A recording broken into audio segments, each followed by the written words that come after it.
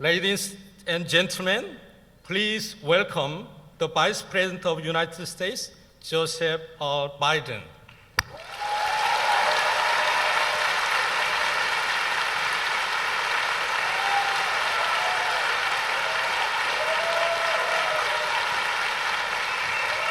Thank you very much.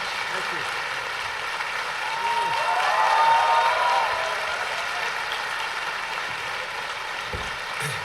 Thank you very much, Mr. President, for that generous introduction, and what a great honor it is to be here at such a fine university. And I was telling the President and the Provost, as I met them in the back when I walked in, that as a tradition in American universities, and I'm sure it's the same here, is students only have to wait 10 minutes for an associate professor. They can leave class after that and not be marked absent. And 20 minutes for a full professor.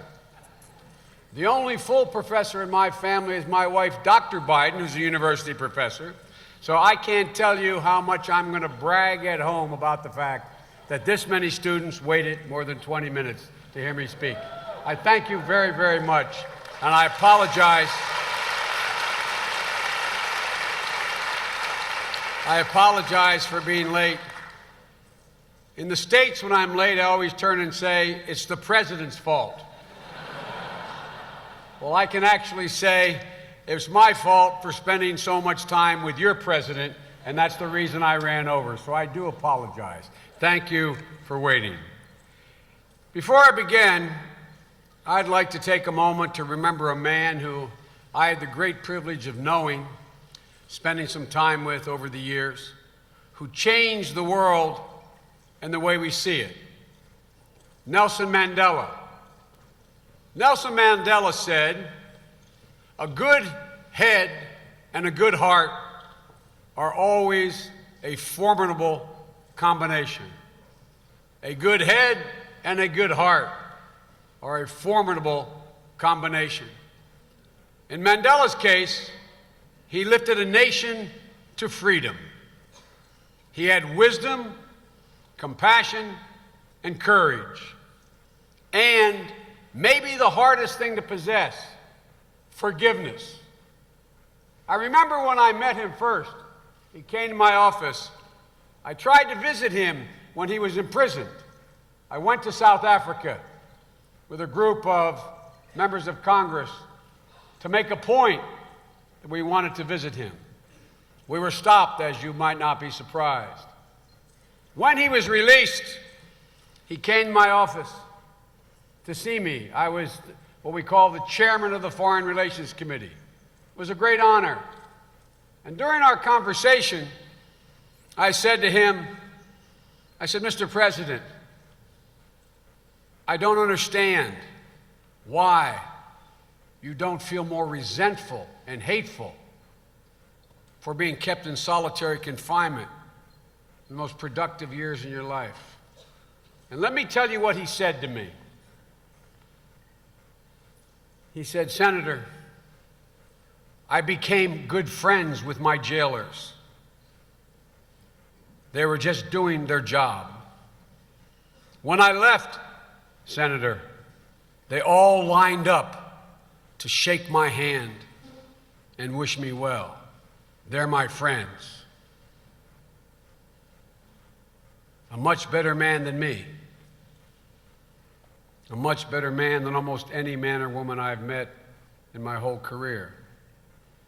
He inspired us. He challenged us to do better. He was a good man. And he met, if you excuse, as we say in the United States Senate, a point of personal privilege. He met my mother's test, and I mean this sincerely, what constitutes a good and great person. My mother used to say, "You are defined by your courage, and you are redeemed by your loyalty." Few people I've ever met in my life, and I've had a chance to meet every major world leader in the past 35 to 40 years. have met that test like Nelson Mandela. His courage was undeniable, and his loyalty to all the people of South Africa was redeeming, not just for him, but for South Africa. I'd ask you to join me to pause to honor Nelson Mandela with a moment of silence.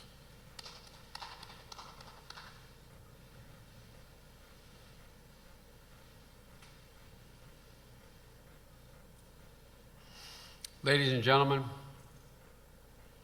we need women and men like Nelson Mandela in this moment of great change that's taking place in the world. We meet at a moment when the course of Asian-Pacific affairs in the 21st century is still being written. The rise of economies up and down the Pacific Rim are literally remaking the world. But with this growth have come new risks and tensions above and beyond the enduring threats that we face. And the rules and norms that help advance security and prosperity are still evolving to keep pace with the remarkable changes of the 21st century. Earlier this year, I had the great honor as the presiding officer in a joint session of Congress to sit behind your president, President Park, as she addressed the Congress assembled. She spoke both eloquently and passionately. She spoke of her vision for our countries, Korea and America. She said, and I quote, "The shared journey toward peace on the Korean Peninsula, toward cooperation in Northeast Asia, and finally toward cooperation around the world. That's the journey we're on together. A journey we've already embarked upon. And there's not hyperbole. It's a fact. And we, the United States, could not have any better partner to share that journey with than the Republic of Korea. Today, I'd like to take a few moments to speak to you about our vision, President Obama's vision and my vision for what that journey holds. 60 years ago, 60 years of progress and inspiration, from poverty to prosperity, from authoritarianism to democracy, from isolation to total integration in the global economy. And how did your parents and grandparents do that? They did it by betting on you, by betting on ordinary Koreans, not the elite, not a special class, but ordinary Koreans, because they know what we know in America. Ordinary people are capable of doing extraordinary things if you give them an opportunity. They did it by trusting your parents with freedom. They did it by investing in education and opening your economy, although sometimes slowly, to global competition. The result? The miracle on the Han River that the whole world is aware of. And many nations emerging today from chaos and authoritarianism are attempting to replicate. We, the United States and Korea, we've grown together, as our alliance has as well. An alliance born out of blood, sweat, and tears of our warriors and yours, standing side by side 6 decades ago, defending the integrity of this country. To this day, the American people still support, to the tune of billions of dollars, without complaint, 28,500 of our sons and daughters standing side by side with their Korean brothers and sisters, standing watch without complaint. My son's a major in the United States Army. Millions of mothers like his mother watched him deploy to Iraq, watched his brothers deploy to and from South Korea, because they know, as difficult as it is, it's necessary in our interest. Imagine you deploying, all of you sitting here, the age of my son, almost 30,000 of you deploying, and your fathers before you for 60 years to another country without complaint.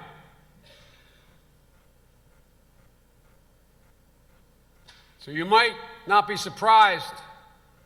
I find I'm somewhat incredulous when people question our staying power, question whether America means what it says and does what it says. It's because of our shared commitment to democracy both at home and abroad, our shared passion to educate our children, allowing them to be the most competitive in the world, reflecting that fact is this great university. As well as there are more Korean students studying in my country than the students from Canada and Mexico combined. A shared conviction that our economic partnership, although sometimes with rough patches, is overwhelming the interest of both our people, creating jobs not here just in Seoul, but in Montgomery, Alabama. And our common sense of pride, a justified pride in our people, our parents and our grandparents, and the sacrifices they made. President Obama and I, and it's really President Obama who did it, we're proud to name for the first time a son of Korea, Sun Kim. Stand up, Mr. Ambassador, where are you? To be ambassador to the Korea Republic.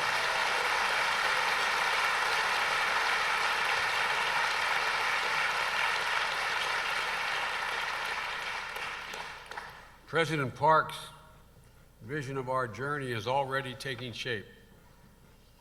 Our alliance is the linchpin for peace and security in the Asia Pacific. I was criticized by some a couple years ago when I said in the Great Hall of the People in Beijing that America is a Pacific power, a resident Pacific power. And we are going nowhere. Nowhere. We not only stand side by side in the Korean Peninsula with all of you, we stand watch around the world. Korean sailors are fighting piracy off the shores of Somalia. Korean troops are showing their mettle alongside our own in Afghanistan. But the vision is not just limited to security. Together, Korea and the United States, the Republic of Korea and the United States are fighting around the world disease, illiteracy, hunger, championing the rights of women. Witness the response to the crisis in the Philippines. The Republic of Korea is one of the only countries in the world whose development budget has actually gone up over the past years. You have not forgotten, apparently, what allowed you to rise again. And Koreans and Korean Americans have assumed positions of world leadership. Ban Ki-moon, Secretary General of the United Nations, Jim Kim, President of the World Bank. I could name, the list goes on. And now you're getting the Winter Olympics. Congratulations. Give yourself a round of applause.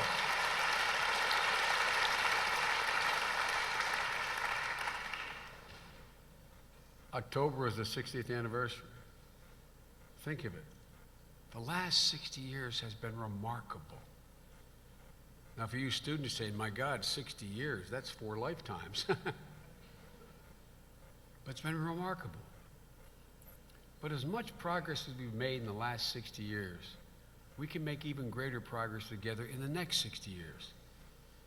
If we're wise, trust one another, and are willing to make some sacrifices, shaping a peaceful and prosperous Pacific region. This is one of those inflection points in history. We actually have a chance to bend history just slightly. That's why our administration adopted a policy of what we call rebalancing to the region. Rebalancing economically, diplomatically, and yes, militarily. Devoting the attention and resources required to allow us to continue to lead together in the Pacific century. And Barack, the President, and I, and the American people are all in.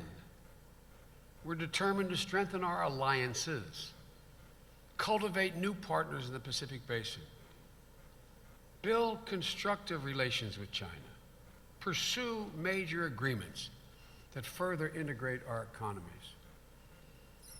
and join and strengthen the institutions of the Asian Pacific and of the East Asian Summit, APEC, ASEAN, and others. President Obama is absolutely committed to rebalance. And to make the point again, no one should underestimate or question our staying power. Just look at the last 60 years in Korea. Ask the people of Japan. Mutual Defense Treaty since 1960, it's still growing strong. Ask the people of the Philippines. American helicopters, small ships, medical services, road clearing, all responding on the backs of U.S. Marines when one of the most fierce tropical storms in history devastated their country. We were there, and so was Korea. And as I speak, my son has just boarded, my grown son has just boarded a plane, an aircraft. He's heading to the Philippines. His name is Hunter Biden. He's chairman of the World Food Program, USA. And he's going there, out in the field, like so many of you did. I'm so incredibly proud of him. And the tens of thousands of young people around the world who either went or wanted to. Or ask the people of Burma, when their leaders bravely chose to change their country's path, they looked to America. And Secretary Clinton was there, and President Obama was there. Not only to extend a hand, but to help and commit, helping the people of Burma find a better future. Our commitment to rebalance starts with growing our economies, the lifeblood of this region. By the way, when we talk about rebalance here, for years, as the general knows, I was in charge in the Senate of U.S. European, U.S. NATO, and U.S., quote, then Soviet relations. All my European friends are saying, what does this mean for us? Are you leaving? Let me make clear what rebalancing means. It means adding to, not subtracting from. existing commitments we have around the world. What we seek is an open, transparent economic order that delivers growth for all. Because in growth resides peace. And we believe the way to sustain and enhance the region's remarkable economic progress is not just make sure it is physically secure, but to eliminate trade barriers, at and behind borders, protections for intellectual property, one set of rules that applies to all companies, domestic or foreign. These are the principles behind the Korean-U.S. Free Trade Agreement.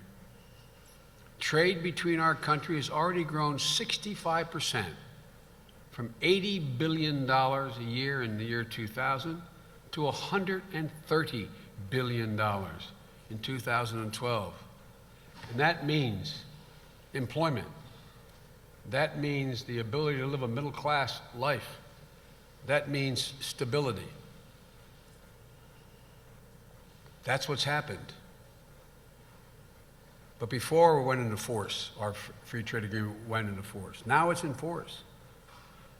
Now that it is, bilateral trade will continue to grow if we fully implement it.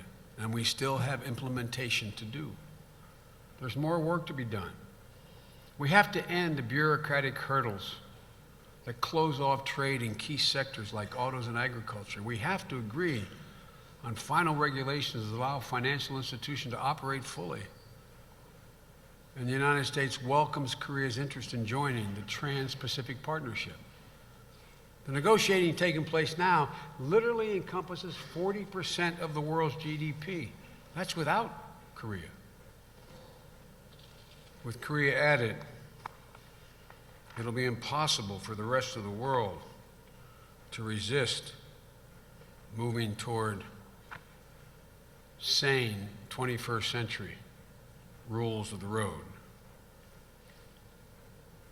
The 21st century demands new standards for trade and commerce. Think about it. We talk about 60 years. At the end of World War II, before the Korean War, our grandfathers and grandmothers, they set in motion an entire new set of rules for economic intercourse and progress, from Bretton Woods to all the way up to evolving to WTO and so on. They didn't do that. We did that. But the world's changed. It bears virtually no resemblance. You know, your parents use the phrase global economies. Your grandparents do. But they don't fully appreciate it like you do. I knew the economy was truly global when I was sitting at a computer at my home, and I get up to leave, and the next thing I came back, and my 7-year-old granddaughter was sitting at the computer with a credit card. We live in a little pond, and she'd been out on the pond in this little kayak, and she had lost the paddle. It went over the dam. And she was worried her uncle would find out, so she's sitting at the computer, and she is buying a kayak paddle from Korea to replace it. I said, "Baby, what are you doing?" She said, "Pop, this imputer," she called the computer imputer, "this imputer is really good, Pop." Actually, she was 6 years old. It was Naomi. This is truly a global economy. And their need for new standards on state-owned enterprises, on foreign direct investment, on fair labor standards, on the environment. A number of nations have resisted the call to do more on environmental protection. But I have an expression my staff always kids me about. I guess I overuse it. I say reality has a way of intruding. I was just in Beijing 10 years ago, 5 years ago. I couldn't get any discussion on standards for clean air. But since 4 million people a year are dying from air pollution, that it was remarkable the 2 days I was there, people talked about they could see the sun. I'm not being facetious. The idea that it's a remarkable occurrence that you can see the sun, reality is intruded. One of the biggest bilateral efforts we're trying to move forward with China is a renewable energy, reduction of carbon consumption. The point is, the world has changed. Of course, all that we hope to accomplish economically for our people depends upon our physical security. And that starts with our alliances. South Korea, Japan, Australia, the Philippines, Thailand, all in the basin. We're modernizing our alliances to meet demands of the 21st century. And we're promoting better cooperation among our allies. The entire region will be more stable and more secure if the leading democracies, Japan, South Korea, and the United States, are able to improve their relations and cooperations with one another. Along with our allies, we're building new security partnerships with the ASEAN on emerging challenges, maritime security, non-proliferation, disaster relief. We're also working to get our relationships with China right, with the right standards. We're committed to sustain a positive, cooperative U.S.-Chinese relationship because, again, we're at one of those inflection points. It is not written anywhere that this competition is destined to be conflict. I reject that notion. Leaders make a difference. It's not only in our interest, it's the interest of the region, the interest of the world, that we get that relationship right with China. As I said, there will be competition. But President and I refuse to accept the proposition that it's inevitably going to result in conflict. We don't believe that. We're determined not to repeat the patterns of the past. And that requires direct, straightforward, and extremely candid discussions with one another. I'm sure you've read, to the extent you've read anything about me, that I'm known for being candid. No one ever doubts that I mean what I say. The problem is sometimes I say all that I mean. You know, you're studying international relations and you hear about what the most important elements of good relations are. In international relations, all politics is personal. I presume to say to your professors. Because it's all ultimately based on trust. And trust only flows from personal, not friendly, personal, candid relationships with your counterpart. So you don't have to wonder about intentions. That's how my many hours of discussions with Chinese leaders last week were conducted. They were very direct.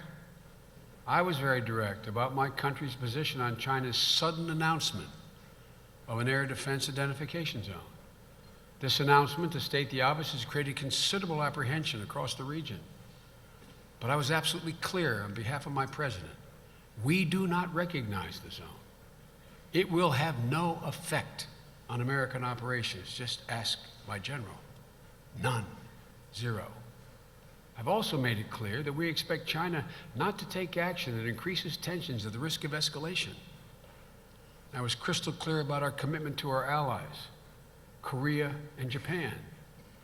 More broadly, I've made clear that there are practical steps countries can take and should take to lower the temperature, to reduce the risk of conflict, including avoiding actions that seem provocative, establishing lines of communication between militaries to manage incidents and prevent escalation. My dad used to have an expression. He'd say, "Joe, the only conflict worse than one that is intended is one that is unintended." The possibility of miscalculation, mistake, is real and could have profound consequences for your generation. I discussed this today with President Park, and we agreed on the need for continued close coordination among Seoul, Tokyo, and Washington. Countries across this region, whether the issue is the East China Sea or the South China Sea, have to develop a common understanding of what constitutes acceptable behavior. No intimidation, no coercion, and a commitment backed by actions to reduce the risk of mistake and miscalculation.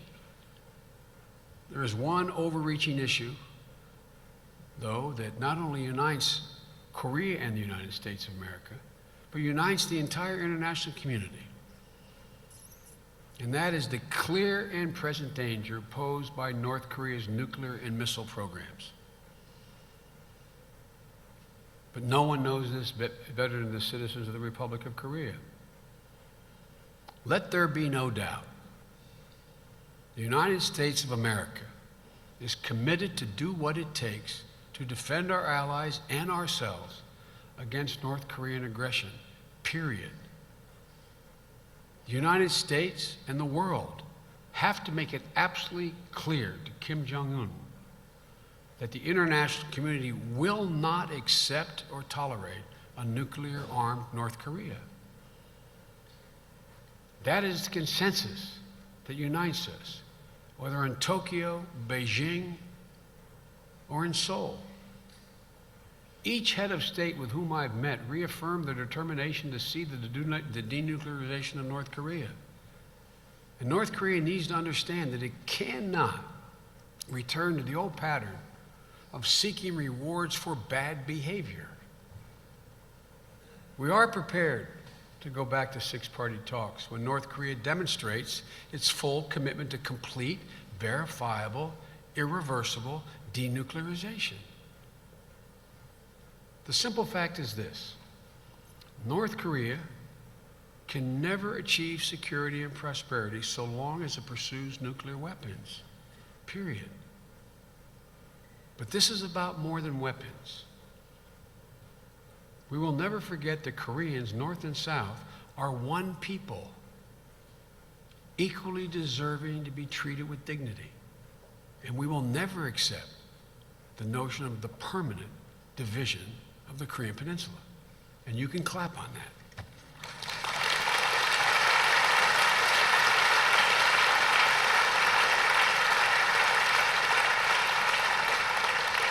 We will not stop working with you toward the day when families are finally made whole and Korea is whole. As we work together to build prosperity and security across this Asian Pacific, we have to do so on a foundation of the values that we share. Freedom of speech and assembly, freedom of religion, democratic principles. These are the values. These are the values that will power success for countries in the 21st century. And that's what's allowed my country and yours to succeed. I recently was in Singapore, the end of this summer. And I asked to meet with Lee Kuan Yew. He's 92 years old, I believe now. He was frail, but his mind was as alert and sharp as a 20-year-old. I asked him, I said, "Mr. President, tell me what's going on in China," and I asked about other countries as well. And he looked at me and said something unusual. He speaks perfect English. He looked at me and he said, "They're in America looking for the black box." That's a quote. And I said, "Black box?" He said, "Yeah, like data recorders when there's an aircraft that goes down." He said the black box that contains the secret that allows America to be the only country in the world that every generation or so is able to remake itself. I said, I can tell you what's in that black box. 2 secrets. The first is, we are a country of immigrants, constantly revitalized by not minor infusion, significant infusion of different cultures, religions, ethnicities from around the world. That literally is our strength. That's one of the reasons, whatever problems we have with our education system, there's not a student in America doesn't have stamped into their DNA the notion that they are rewarded, not criticized, for challenging orthodoxy. The only way, and the reason we remain the most innovative nation in the world, is the only way you can create a new model is to break the old one. The constant stream of immigration has allowed us to do that. For example, the woman who runs my office was born here in Seoul. Her parents immigrated. Her attitude is one of absolute, positive, unvarnished optimism.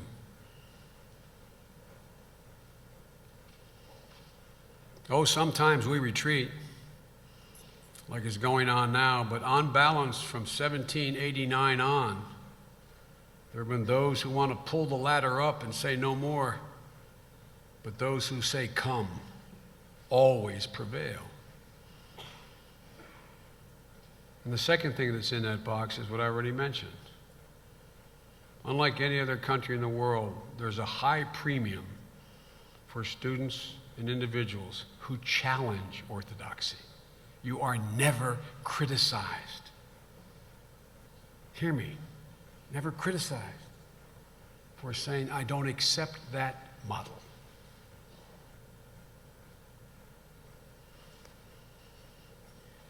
The United States is back. We have rebounded, like you have and others, from the worldwide recession. And we are ready and we are anxious to compete. We've created 7.8 million new jobs in 44 months. We've reduced our operating deficit by half. We're on the road to energy independence. By the year 2022, North America will be energy independent, and by the early 2030s, the United States will be totally, completely energy independent. We're the world's largest producer of petroleum and natural gas on the earth, including Saudi Arabia and Russia. These are some of the many reasons why we're optimistic. Most of the reason we're optimistic is because of our people. They're like you. Let me close where I started, reflecting on the lessons of Nelson Mandela, the great man we lost today, who taught us so much about human potential, about what we can become when we refuse to accept the limitations of cynicism and fear. That's the story of the history of the journey of my country. The refusal to accept anything as inevitable. The absolute refusal. And the determination, although we have not been able to do it and maybe never will, the determination to make a more perfect union, a more peaceful and prosperous world. I am absolutely convinced that the future belongs to societies that are open, where women are treated exactly equal to men with no exception, none. None based on culture, none based on religion, none based on any assertion. My grandson, my granddaughters are capable of doing every single solitary thing without a single exception that my grandson can do. There's a writer in America named Christoph. He referred to women and he said, they are half the moon. My sister, who's smarter than me and my best friend and managed every one of my campaign, points out, why in God's name will we waste half the brain power, half the imagination, half the initiative, half the capacity of a country or the world? And nations, as I said twice already, where orthodoxy challenged is rewarded, where your future is not determined by where you were born or what you look like, the color of your skin. It's what's in your mind, it's what's in your heart. That's why I am so confident that Korea and the United States will continue to be allies and kindred spirits for a long time to come. It's not merely our economic, our political, and our strategic necessity for one another. It is ultimately based on shared common values. And so I think your future is bright. I'm always quoting Irish poets, as the American press is tired of hearing. They always think I quote, or my colleagues think I quote Irish poets because I'm Irish. I am. But that's not the reason. I quote Irish poets because they're the best poets in the world. That's why I quote them. My favorite poet, who just passed away, Seamus Heaney, wrote in a poem called The Cure at Troy about his Ireland, metaphorically. But there's a stanza in that poem that I think should become the anthem of all of you, not just you young people. If you notice, if you ever follow the American press, I'm always referred to as the White House optimist. Like as my grandpa would say, like I'm the guy that fell off the turnip truck yesterday. I've been there longer than all of them.